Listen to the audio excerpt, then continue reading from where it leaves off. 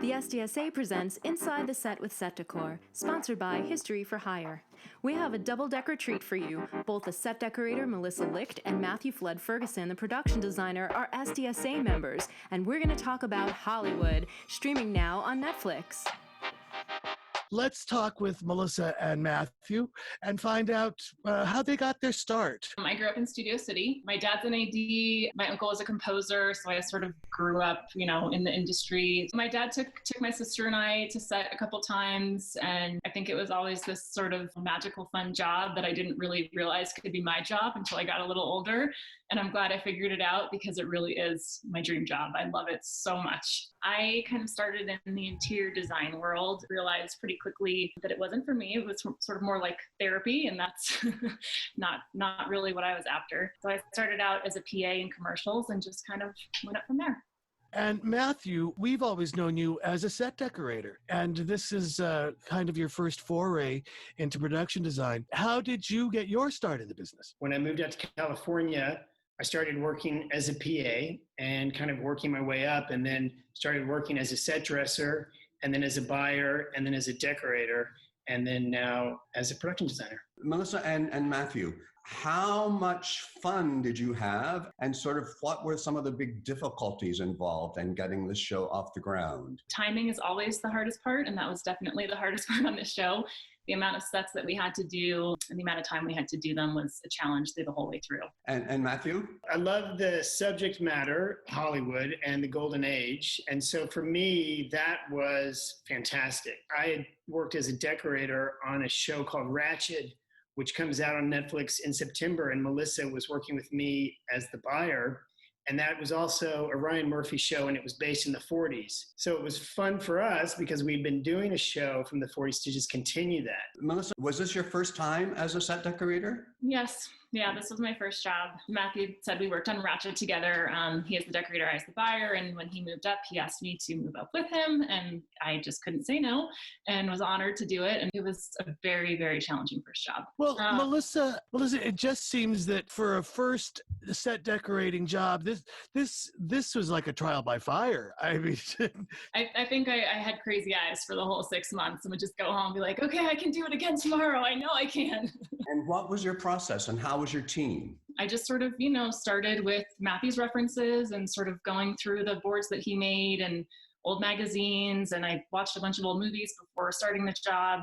I would just try to start with like one key piece per set, whether it be like, oh, I really want to use this credenza in that room, or that painting is definitely going to go in that set, and just sort of build it like a puzzle. My team was great. I worked with Jane Madden and Ashley Rice as my buyers, and they were fantastic. They're both pros, have been doing this a long time, so it was great to have them to rely on. Joanna Belson, the set deck coordinator, was fantastic. Lead man Terry Labe, and the core crew of guys we had were just fantastic. I mean, it was such a rough schedule, and everyone came to work every day with a smile, and those guys were just fantastic. What was one of the most challenging sets that you were doing on this show? I think definitely Schwab's. Schwab's was the one I was most afraid of because of the amount of stuff that we needed. All of the reference photos are so packed with people and items and product, and the shelves, there's just not a space where there isn't product. So just realizing that we had to have that made, and I didn't want it all to just look like tiny boxes on a shelf. Getting vintage pieces, having pieces made. We worked with a graphic designer just for set deck, Trace Schaefer, and he was fantastic, helping us get all the products for the boxes done. But it was just, it felt like months and months of just buying smalls. But did you have months and months? No, no, I think we had, when did we shoot that one, Matthew? It was sort of later on in the schedule. I mean, there was a little bit of time, but not that much. That set was such a historically driven set, learning about this kind of iconic place that everybody went to, everybody knew about, sort of put a little bit of pressure on us because that one needed to be correct. Melissa did a fantastic job with, the amount of smalls. It's when you look at the reference picture, it is incredibly daunting. You see all these boxes of product and all of these little smalls. Yeah, exactly. The multiples were the issue. So we did a huge pull at History for Hire. We did a huge pull at RC Vintage, a huge pull at Premiere, and then it still was, I would say that was a quarter of what was in there. And we only had one day to dress it too. So it was, that was a challenge. One day? Yes. That's ludicrous. It's not Matthew's fault. Don't blame me. All of the case goods, the display cases, the soda fountain, how was that to come up with? Was all of that readily available in town? No, the case goods we had made. The bar stools we had made. Alan made those at Omega. The soda fountain we sort of pieced together. We took apart a piece from RC Vintage and used part of that. We bought a few pieces on eBay. Yeah, it was all sort of piecemeal and built, and none of those pieces were just readily available. We had to sort of fabricate them all. The depth of the counter that we were building was somewhere in the range of 20 to 24 inches. So going back to what Melissa said, with the items that she was able to get from RC or History that they let us take apart, still needed to fit within that space. Let's talk a little bit about Ace Studios and specifically office. Avis's office, it was modeled after Jerry Mayer's office, who was Louis B. Mayer's brother, and he ran MGM Studios, and it's just a great Art Deco ceiling. So that was sort of the inspiration. And then Dick's office was sort of similar architecture, but not wood. Nice, but not as grand. Melissa, with so many offices in this project, can you give us some insight into the layout of Avis's office? There wasn't a lot of leeway with where furniture could go, which was actually very helpful. I knew sort of, the desk is going to go here. I want matching things behind it. Just sort of that alleyway of the sofas going down to the desk just felt really imposing and strong. And I got the castle piece, that big Art Deco French credenza, sort of set the tone for the rest of it. We used Jack Warner's actual desk from Warner Brothers that Robert uses. He let us rent it. So that was a nice little nod to Hollywood. Just sort of keeping with like a neoclassical feel, tried to sort of carry that all throughout Ace to sort of make it feel cohesive. One of my other favorite sets was the commissary. I looked at RKO's commissary and MGM and Warner Brothers and Paramount, and we landed with Paramount commissary. Yeah, there wasn't a ton for me to do in there, but what I had to do had to be perfect. Multiples of chairs, and Ashley Rice, I'd say on day 2 or 3 of her starting with us, she found those chairs at Warner Brothers, and there was 50 plus of them, and we showed them to Matthew, and they were perfect. When she came into my office and said, well, how about these chairs? And I looked at them, and I was like, do you realize these are the same chairs from the Warner Brothers commissary from the 1940s? They'd been painted over the years. They were like lacquered black. I was like, okay, are they tagged? Are we sure they're tagged? Tell me they're tagged before I get too excited. Melissa also found the bases. You don't really see it in the show, but the bases from the Warner Brothers commissary, they had this wonderful, simple detail. Just going back to sort of historical context, to be able to be shooting a show about the Golden Age, and we're using the chairs that were used during the Golden Age. So, I loved it. And then we got the Kodachrome portraits of the film stars, got a deal with Getty Images, had those all framed. It was great to see Humphrey Bogart and Orson Welles, staring down at us as we were shooting. You both mentioned that the hair and makeup studio is one of your favorite sets. Can you explain to us why that is? I did. It was a really fun one to do. You have trouble with it? Was it hard for you? Well, it wasn't that it was hard, but it was just when you set out on a set like that and have to get these big pieces, and it's like, okay, so I need 3 barber chairs and they need to be feminine. What do those look like? Where are they going to come from? So just sort of starting with the challenges first and then working backwards towards the fun stuff, all the little details. And Matthew, why did you so like it? I looked at sort of the scene in A Star is Born with Judy Garland, where she's going through the hair and makeup. And I think they're kind of a fun set to do. And actually, they groomed and made these starlets and actors look certain ways. Rita Hayworth had her hairline changed through electrolysis. I think Marilyn Monroe's Widow's Peak was created. So there is that element that is a little bit old school. Melissa, we see a lot of home interiors during the show. I was really, really enamored with the Anna May Wong interior. Was there research on that, or did you just go with, this is what I think Anna May Wong was? Matthew sort of called out Norma Desmond, and so we had some pictures from Sunset Boulevard as our inspiration. And that set came together pretty easily. We had more options than any other sets. There were like 3 sofas that I loved, and I had to have like Matthew pick one because I just couldn't. That set was really, really fun. I think there was just an abundance of like amazing fringe lampshades that I wanted to use. And it's like, this bar cart's great, that bar cart's great. I love these velvet chairs. So I kind of had to edit myself a little bit and just really pick the favorite. Tell us a little bit about Jack's apartment. We sort of knew that was going to be a standing permanent set. And I just decided, like, we're going to fill every single drawer. It's going to feel very lived in. And I just shopped like a mad woman at flea markets every single weekend to just get every little detail, all the little dishes, her little sewing kit by her bedside, jewelry on the nightstand, watches, and stuff in the medicine cabinet, and just really make it feel homey and lived in. I have to say that set and the Beverly Hills Bungalow were the first two sets that we had to have up very quickly. So there was a certain amount of pressure for both of us, fresh out of the gate. I think Melissa did a fantastic job. It looked perfect. And I had thought of Joe Gillis, his apartment. I thought of sort of the heavy plaster walls and the little detail. And I thought of an apartment in Kiss of Death, an old film noir film with the curtains in between, the little pass-through. The bedroom, you could see it. There was not really a door. It was just a set of curtains. A location you take us to is the iconic Beverly Hills Hotel, all pink on the outside and Martinique wallpaper on the inside. And then we go to Ava's rooms, a white and pink confection of the golden age of Hollywood. No, it has to be the wallpaper. So there's knockoffs. You cannot do it. We wanted to shoot the exterior of them driving up at the Beverly Hills Hotel. So we were still kind of working that deal out. Eventually we didn't get that, but they said we could use their wallpaper as long as it was the original. We were able to get it. It was very expensive.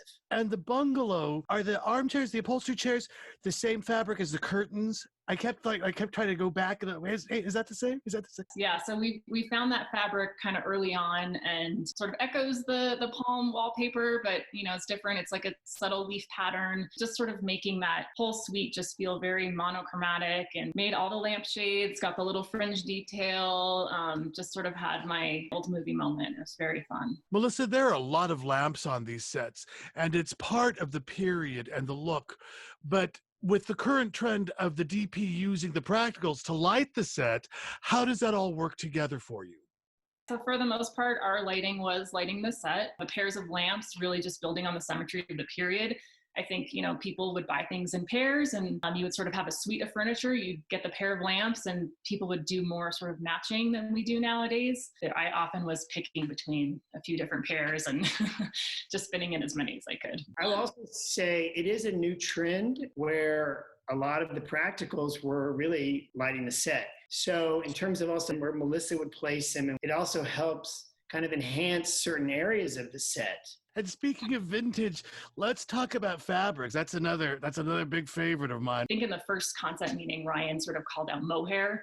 So we sort of knew heavy mohairs and rich fabrics were sort of going to be what we'd mainly be working with. Regina Henderson was our draper, and she is absolutely amazing. Could not have done this job without her. Matthew and I had worked with her on Ratchet as well, and she just knows the period so well. She works so fast. She does her own fabric shopping, which just made it so much easier. So she would come to me and Matthew with options, and then the curtains, I just didn't even have to worry about it. She was amazing. Melissa, what was the challenge of creating Henry Wilson's dual spaces, his office and his home? Somehow it was really challenging for me. That was one of the head scratchers, where the space was so modern and I sort of wanted to blend the two. And if his office was very Art Deco, I just sort of imagined that was his taste. So sort of incorporating that into the modern space of his house and sort of making the two feel like it belonged to the same person. And Matthew, I think you said that you found that house, correct? There was a location. There was a house that I thought of, which is the Dolores Del Rio house, which is this great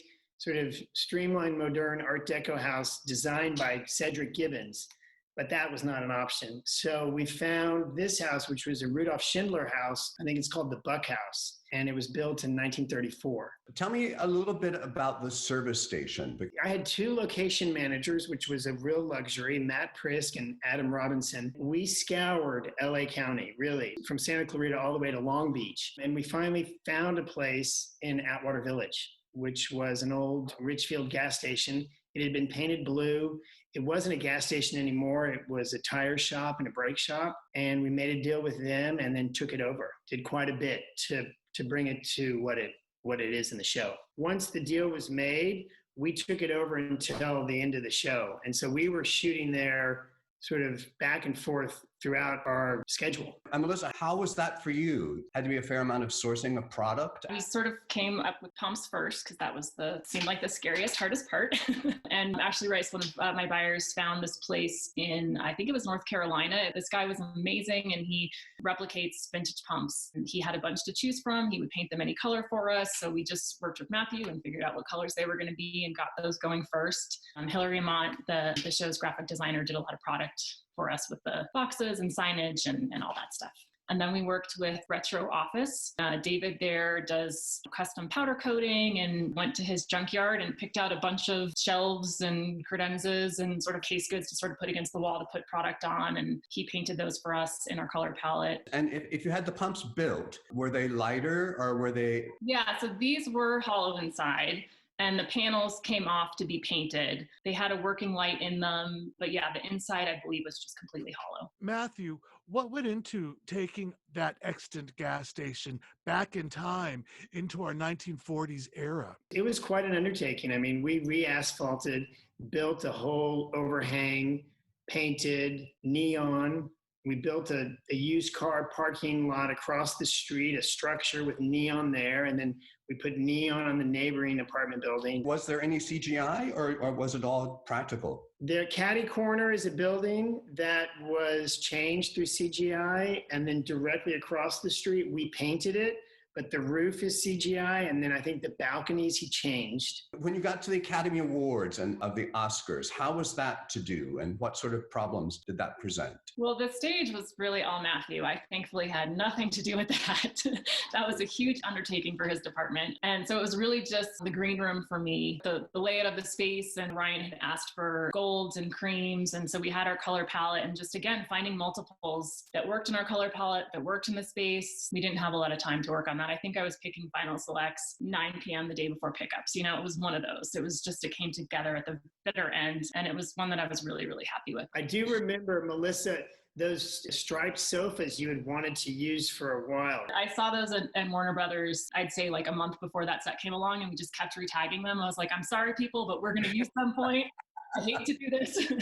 We keep mentioning the palette, the color palette, and each set has this wonderful, rich tones to it. I mean, everything looks like a painting. How did the color palette come about? I met with Ryan in July of last year to talk about the basic broad strokes of the show, and he sort of set the palette, saying he wanted it to have a golden sheen and to have harvest colors. So those words we took and then kind of came up with butterscotch and these kind of tones that would kind of play throughout the entire show. It must have been both exciting and daunting to be shooting Hollywood for Hollywood. It was fantastic to shoot it, obviously, in Hollywood and use locations that had history and gave context to the story and to the characters. A lot of the movie takes place on a soundstage. And if you were only on 2 stages, did you have an empty stage at some point? Very good question. You caught me. So I forgot. No. So it was only 2 stages, but what we ended up doing was the mill, which was stage 4, where paint and construction were building. We would go and take half of it and shoot some of those making of the movie scenes. The George Cukor house was like a big complex. Was that a build or was that location? The interior of the house was a location. It was a Paul Williams house in Beverly Hills. And then the exterior, because we had so much night shooting and we needed a tennis court and a pool, was actually a different location. That was a house in Pasadena. And then when we go into the guest house and the cottage, those were 2 builds on stages. So it took 4 separate locations to make that one party work. Yeah, try to keep your mind straight on that. That's amazing. I see the gate from Paramount. We were on the lot at Paramount. So we used those iconic gates because they still had that old school Hollywood look. Norma Desmond drove through them. We ended up facing the fountain, did out of styrofoam, an older detail to make it look a little more period correct. The show, since it is very much about Hollywood, how much of it was built on stage and how much of it was location? You know, it may have been 50% on stage and 50% practical locations. We had somewhere in between 18 to 20 builds. some of them being very quick 3-wall sets that would come up. Ryan would come and say, oh, actually, I need this, this, and this, and we'd have to pull it off very quickly. It seemed to me that you were shooting all over the city. Can you tell us about some of the locations and why you chose them? The locations are script driven. The Spanish Revival Courtyard apartment building, which was Anna May Wong's, which is in Hollywood on Franklin and Grace, the El Cabrillo apartment building. And that was built by Cecil B. DeMille. He commissioned it to have it built to house actors that came from out of state to work for him. It seemed kind of suiting that Anna May Wong, comes to Hollywood, our character, to put it in this location that actually was used for that very purpose. The Hollywood Regency style home for the Cukor house, which his home was a very famous Regency style house, to kind of the Deco Spanish hybrid architecture that was being built. The bank that we used on Wilshire and La Brea, the firm that built it, they were really prolific. And they built a lot of buildings like the Mayan, the Wiltern Theater, the Pantages. So that kind of architecture I wanted to try to capture. Also, not only that, but you shot at Musso and Frank's. There was a brief moment in one of the early concept meetings that Ryan talked about, would we build that? Would that be a permanent set? And it was between Musso and Schwab's. And so we ended up doing Schwab's and then using the location. You tell us about the Oscars and where you shot those. The 20th Annual Academy Awards were held at the Shrine. It was not available because the SAG Awards were shooting. And we, again, had very little time for prep. And we also had to shoot out one of our actors, Dick Samuels, Joe. So we had to shoot his scenes out. So it came up pretty quickly. We ended up shooting the exterior, all the drive up at the Shrine. And then for the interior, we used the Orpheum Theater. I think it might have worked to our advantage. Both interiors are beautiful, but there's something about the scale of the Orpheum. It just isn't so massive that in the quick wide shots, you get to kind of read the image.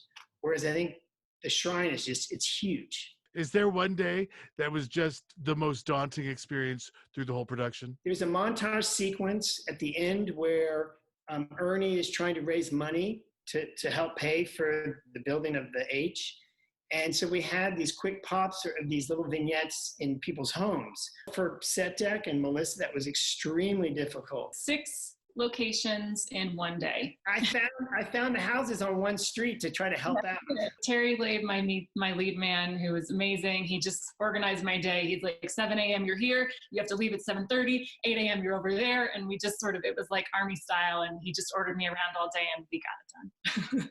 I couldn't help but wonder how much of the Hollywood sign is CGI and how much of it was constructed. So I would love to say all of it's constructed, but that would not be true. We know that's too expensive. Yeah. So we built the H on stage, and then the remaining letters are CGI. And how close to scale is it? To the perms is 35 feet on our stage. And so we wanted to get as much scope as possible. So I think we were at 30 feet. And when Camille is up there, it's close. And we also had to have some room to light her. You're at Sunset Gower. So the parking garage there, I think, has the best view of the Hollywood sign anywhere in Hollywood. I'm sure you know this, David, that Hollywood sign was Hollywood land, and it was illuminated, and it was an ad for a neighborhood. And it's now been standing for 9 decades, and it sort of represents our industry. It's time to wrap up our chat with Melissa Licht, set decorator, and Matthew Flood Ferguson, production designer for Hollywood. Thanks again, Melissa and Matthew, for joining us. Thank you so much for having me. It was so much fun to talk with you guys. Thank you all so much. This has been a real treat to be here and talk about the show, and I'm thrilled to also be in the SDSA. Thanks for joining us for this edition of Inside the Set with Set Decor, sponsored by History for Hire. Don't forget to subscribe to our YouTube channel and visit our website, setdecor.com.